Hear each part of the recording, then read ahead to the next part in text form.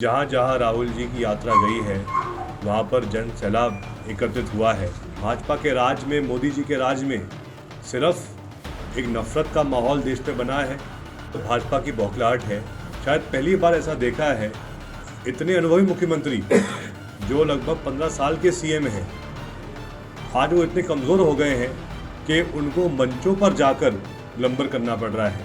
तो जैसे राजस्थान, छत्तीसगढ़ में कांग्रेस ने पुरानी पेंशन योजना वापस लागू की है, उसी के आधार पर हम मध्य प्रदेश में भी अगले साल अगर सरकार बनती है तो पुरानी पेंशन योजना लागू करेंगे। भाजपा की बौखलाहट है क्योंकि उन्होंने देखा है पिछले 100 दिन में जहाँ जहाँ राहुल जी की यात्रा गई है वहाँ पर जन सैलाब एकत्रित हुआ है। और देश के इतिहास में बहुत सालों बाद एक इतने बड़े नेता इतनी लंबी यात्रा कर रहे हैं पूरे हमारे देश भर में, और विशेषकर जो जन समर्थन राहुल जी को मिल रहा है ये भाजपा सहन नहीं कर पा रही है। और जब संकट था कोविड का पिछले साल, तब तो कोई मापदंड नहीं थे। बड़ी बड़ी सभाएं मोदी जी की हो रही थी, भाजपा की हो रही थी, चुनाव किए जा रहे थे कोविड काल में, तब इनको संकट नहीं दिखा। लेकिन आज जब लगभग ना के बराबर केस हैं हमारे भारतवर्ष में, लेकिन चीन में ज़्यादा केस हैं, उसके आधार पर स्वास्थ्य मंत्री ऐसा बयान दे रहे हैं जो बिल्कुल बेबुनियाद उनका बयान है। और मैं यही कहना चाहता हूँ कि आने वाले समय में और वर्तमान में भी जो एक पिछले 10 सालों में एक गलत छवि और जो एक भ्रम भाजपा ने फैलाया था राहुल जी के बारे में, वो भ्रम इस यात्रा ने ख़त्म कर दिया है। आज हर युवा, हर बुजुर्ग, माता बहनें स्वयं देख रही हैं कि राहुल जी देश के एकता के लिए पैदल चल रहे हैं, सड़कों पर संघर्ष कर रहे हैं, और उनका एक ही नारा है, नफरत छोड़ो भारत जोड़ो। क्योंकि पिछले 8 सालों में भाजपा के राज में, मोदी जी के राज में सिर्फ एक नफ़रत का माहौल देश में बना है, नकारात्मक माहौल पूरे देश में बना है। जो बातें किसान के हित में होनी चाहिए है, जो विषय महिलाओं के हित में होने चाहिए हैं, युवाओं की रोज़गार की बात होनी चाहिए है, ये सब विषय आज लोग भूल चुके हैं और सिर्फ नफ़रत के माहौल के आधार पर ये लोग राज करने का प्रयास कर रहे हैं। लेकिन भारत जोड़ो यात्रा के माध्यम से जब 26 जनवरी को राहुल गांधी जी कश्मीर पे तिरंगा लहराएंगे, उस दिन के बाद जो एक परिवर्तन पूरे देश में आएगा, उसके आधार पे 2023 में सरकार मध्य प्रदेश में कांग्रेस की बनेगी और फिर 24 में देश भर में सरकार कांग्रेस की बनेगी। अगर मुख्यमंत्री को हर मंच पे जाकर किसी कर्मचारी को निलंबित करने की घोषणा करनी पड़ रही है, ये उनकी मजबूरी बन गई है, तो इससे स्पष्ट हो रहा है कि जो कर्मचारी वर्ग है वो भी इन लोगों को नहीं मान रहा है गंभीरता से।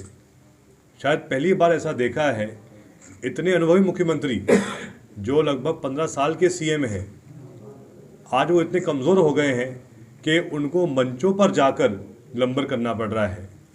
और आपने स्वयं सुना होगा 3-4 महीने पहले जो हमारे पंचायत मंत्री हैं सिसोदिया जी, उन्होंने मुख्य सचिव को निरंकुश कहा। शायद पहली बार ऐसा हुआ है 70 सालों में कि एक कैबिनेट मंत्री ने खुद की सरकार के चीफ सेक्रेटरी, जो सबसे बड़ा प्रशासनिक पद होता है मध्य प्रदेश में, उनको ही निरंकुश कहा है। जिससे ये बात स्पष्ट होती है कि ये स्वयं जो ये मंत्री हैं सरकार में, वो खुद के जो सरकार का पूरा जो प्रशासन का अमला है उस पर ही भरोसा नहीं कर रहे हैं। वैसे भी जो आज सरकारी कर्मचारी हैं मध्य प्रदेश में, वो सरकार से परेशान हैं। अनेक ऐसे मुद्दे हैं जिनके कारण आज हमारे कर्मचारी लोग परेशान हैं, चाहे मुद्दा प्रमोशन का हो या उनके वेतनमान का हो, या फिर जो सबसे बड़ा मुद्दा है पुरानी पेंशन योजना का। कमलनाथ जी ने वादा किया है कि अगर अगले साल 2023 में सरकार कांग्रेस की बनती है मध्य प्रदेश में, तो जैसे राजस्थान, छत्तीसगढ़ में कांग्रेस ने पुरानी पेंशन योजना वापस लागू की है, उसी के आधार पर हम मध्य प्रदेश में भी अगले साल अगर सरकार बनती है तो पुरानी पेंशन योजना लागू करेंगे पूरे राज्य में। और बहुत दुख की बात है, अफसोस की बात है कि वो स्वास्थ्यकर्मी जिन्होंने कोविड काल के महामारी के समय निस्वार्थ रूप से जनता की सेवा की थी, उस समय ऐसे बहुत सारे डॉक्टर थे, नर्सेस थे जो जिनके पास नौकरी नहीं थी, लेकिन क्योंकि उस समय लोग कम मिल पा रहे थे, बहुत सारे ऐसे लोग थे जो कोविड काल में अस्पतालों में खुद की जान को जोखिम न रखने के कारण नहीं जा रहे थे अस्पतालों में।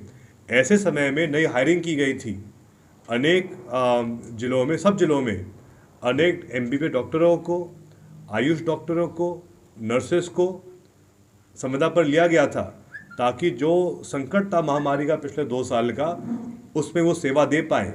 लेकिन अफसोस की बात यह है कि जैसे ही कोरोना महामारी ख़त्म हो गई, उसके बाद उन सभी डॉक्टरों को, नर्सेस को पद से बाहर कर दिया।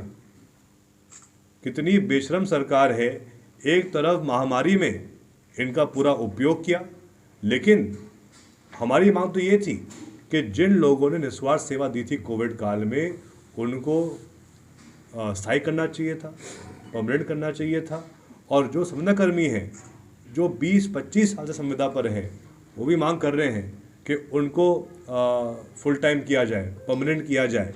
और उनकी जो वेतन आज है संविदा कर्मचारी की, कहीं 8,000 रुपये, कहीं 9,000 रुपये, और अगर हम प्रतिदिन उसका अनुमान लगाएंगे तो मुश्किल से वो 300 रुपये प्रतिदिन का उनको वेतन मिल रही है।